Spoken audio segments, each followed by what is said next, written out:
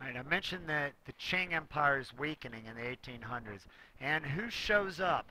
Not somebody local, not a nomadic tribe from the north, but or the Vietnamese from the south, but the new enemy are the Europeans. And one of the things that's been going on, and a prime example of this is the Opium Wars. Opium Wars. Now, one of the things that had happened, let me back up and explain a little bit about what was going on. The West had seen a drain on its silver. Remember, the Chinese will do business, but they really want European silver. They don't want European goods.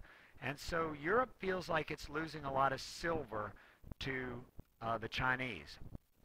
They want to reverse this formula. And they discover it in a product that can be grown in India called opium. Opium, now they can sell opium in China, big profits, and now suddenly instead of the Europeans giving, the British giving silver to China, China is now giving silver to the British. So, like any government wants to protect its people, they say, okay, we're going to stop this. We're going to say no more are you selling opium in our country. And a guy by the name of Lin tries to enforce these rules. He puts blockades on Canton to keep European traders out, and he searches their warehouses and destroys their opium, confiscates it, and destroys it. Now, it might seem to us that that seems pretty reasonable. If you had an addiction problem with heroin in your country and a group of people from another country, say Russia, were in the United States selling, the Russian government was encouraging the sale of heroin to U.S. citizens and it was becoming an epidemic, we might say, well, we're going to cut that trade off. That's what the Chinese do. How do the Europeans react? Well, they're angry. They say, listen, this is not our problem. This is you have destroyed our private property. Europeans are annoyed. They believe their property rights are being infringed. They said, you're destroying our private property. We're going to do an in-class reading on this one. We believe our private property rights are being infringed. And they easily win the naval and land war of 1839 through 1841.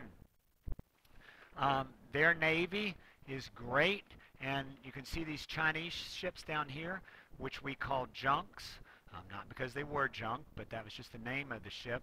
And they do not hold up well, against the European military and navies. Okay?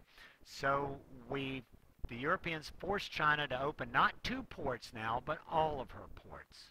And by the 1890s, there are 90 ports with over 300,000 European traders who have sweet economic deals in these places. Sweet economic deals. In fact, it seems like everybody, including the United States, is trying to jump in and do a little dividing up of China to get goods out of China.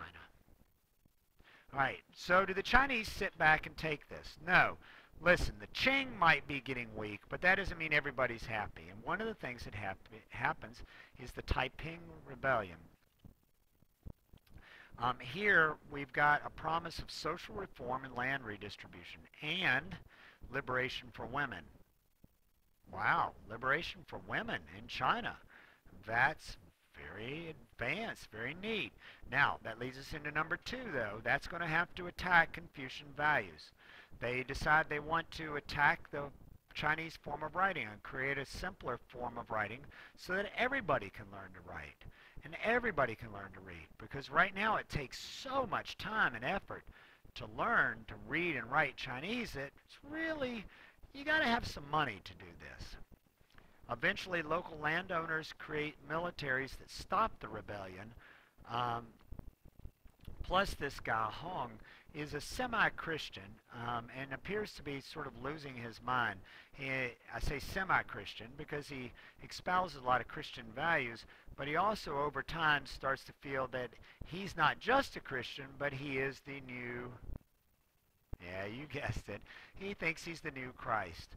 And so he's eventually put down. But this does not stop the European advance. What events spell the end of the Chinese era here? Well, we've got a civil service exam given for the last time in 1905. belief is we can't solve China's problems with 2,500-year-old ideas, such as the Confucian ideas, and it will be the end of the Confucian system. That's tough. That's tough because that's been a big part of Chinese identity throughout history. Um, we see the rising middle class. There is a rising merchant middle class in China, and they're mad at the Manchus for doing such a lousy job of running China, and they're mad at the Europeans and the Japanese. These foreigners, they're angry at them, and they feel it's time to get rid of the Qing Empire. Finally, in 1911, students plus mutinies from imperial troops plus secret societies uprising all lead to the fall of the Qing Empire. In 1911, Puyi is forced to abdicate the throne, and he becomes the last emperor. There was a really cool movie made about 10 years ago called The Last Emperor about his life. All right, so we lead into this. Now, China has collapsed. At least this form of government has collapsed. China as a nation hasn't, but at least this form of government, this culture. And so the question becomes, why did Islamic civilization survive? The Ottomans seem to survive, but the Chinese civilization fall.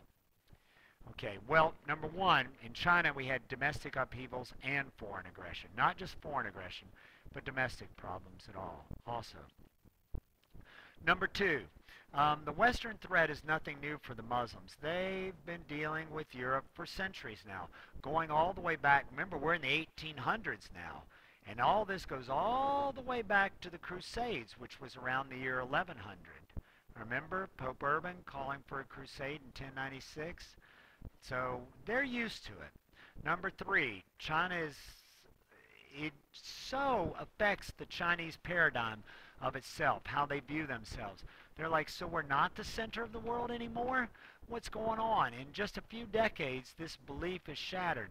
There's no way they could have thought that they could ever be beaten by Europeans from halfway around the world like they were in the Opium Wars and come to be dominated by Europeans like they are in the late 1800s.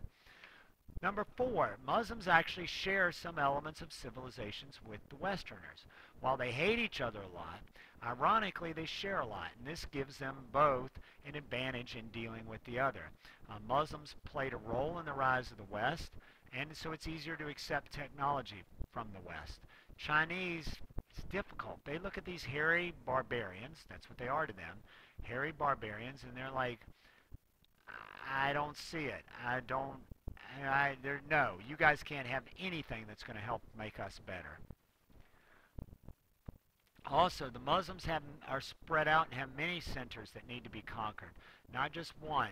Whereas the Chinese have one capital, and if you can come to dominate that, you can dominate all of China.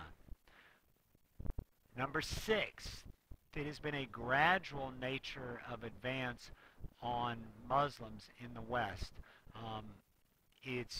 The Westerners have gradually advanced. Remember, back as early as 1571 with the Battle of Lepanto, over 300 years ago. Because remember, we're in the 1800s now. 300 years ago. So this had been coming for a while. This wasn't anything new. Number seven, the Chinese have lost faith in their civilization formula. You need proof of that? They've dropped the civil service exam, and they have tried to move away from Confucian principles. That's a loss of faith. Something upon which your society has been based for 2,500 years, you're suddenly changing. They've lost faith. And number eight, and last one, the Chinese have no great religious tradition to fall back on. The Muslims, meanwhile, have Islam. And their fight to preserve their religion becomes one of the rallying cries as they fight back against the Europeans. Okay, one last thing. Over here you've got this iconic cartoon, shows, and we've looked at it before, shows a Chinese man with England, Germany, Russia, France, and Japan carving up a pie that's labeled China. Okay, thanks for listening. That's all of Chapter 26.